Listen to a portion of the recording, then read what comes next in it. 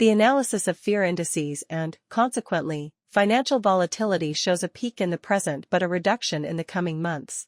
Are financial actors relying on a correction of irrational tariff policies and other peculiarities from Trump?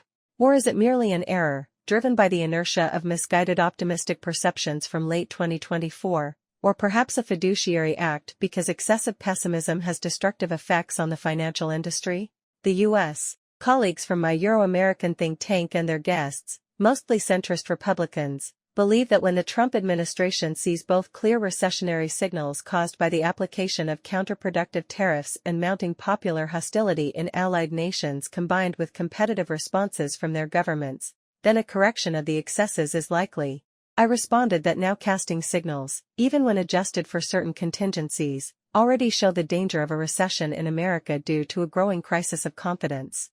The counter-response was that such signals have, for the moment, forced Trump to communicate that the modification of give-and-take relationships between America and the world, particularly allies, might have temporary negative effects on the economy, but everything will eventually be fine, golden age. These colleagues reacted by arguing that it will take a few months before a sufficiently robust group forms within the administration and Congress to correct Trump, and there are already signs of such a movement.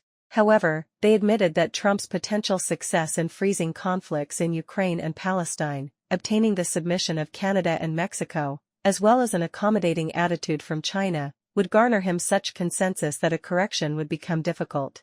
They then asked the European colleagues for their assessment. These colleagues, myself included, pointed out that Trump's threats have triggered a reaction not of subjugation but rather a tendency towards symmetry among Europeans and others. Although not cohesive, an alliance of the larger European nations connected to the United Kingdom and Canada has a geopolitical and economic potential that, in the long term, surpasses that of the United States, not in the short to medium term, but in the long term.